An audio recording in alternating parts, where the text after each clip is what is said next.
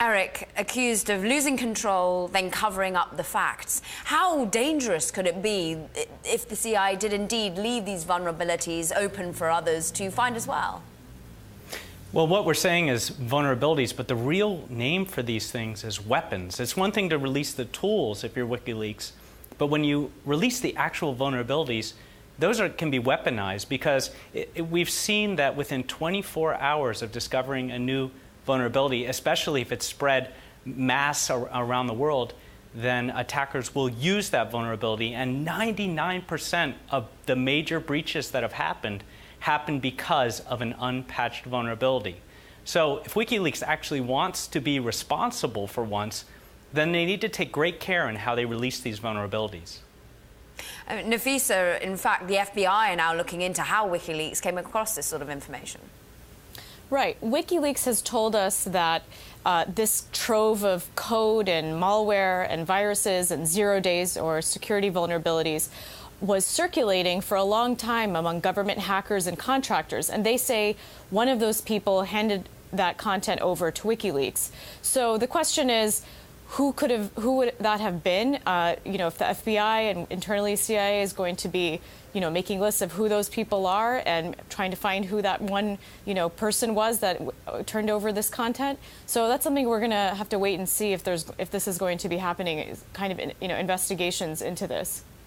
I mean, Eric, you mentioned if WikiLeaks was going to be responsible for once, it should have been careful how it put out these so-called weapons and indeed letting the tools be known. But surely the CIA should have been just as responsible? Well, the CIA is responsible for conducting espionage and for gathering information all over the world in order to protect the counterintelligence of the U.S., to protect us here. So, there is a national security reason to protect the information and to be able to use these tools, because espionage today isn't conducted by sneaking into buildings and stealing files. It's conducted through cyber attacks. And so there is an offensive capability that every single nation uses, and this was the CIA's. And I do agree that there's a problem when the CIA loses the information. Yeah, Nafisa, what's it like on the ground? What is the reporters all saying? What indeed are people all saying within government and within the White House about how the CIA should potentially have reacted and acted? Well, we haven't had any confirmation that this content is actually, verifiable, that this is actually from the CIA. So no one has quite said that yet.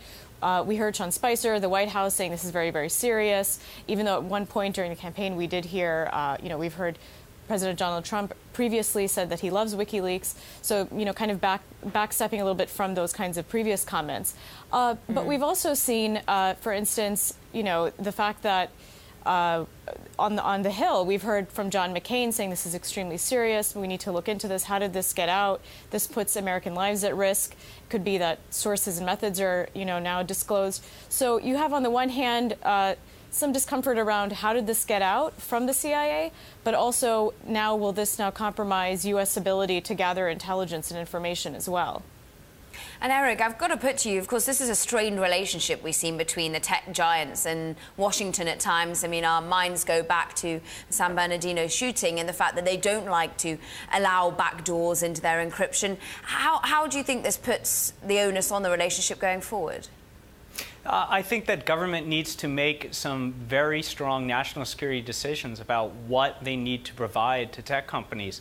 Here, if indeed the CIA did lose this information and they knew that it had proliferated and certain hackers were using it, I would have liked to see an earlier disclosure and maybe work with tech companies to help strengthen our defense, because that is security. Protecting the people here in the U.S. Is national security, especially something so important as a cell phone and our data, which is where we put everything that we do and say these days.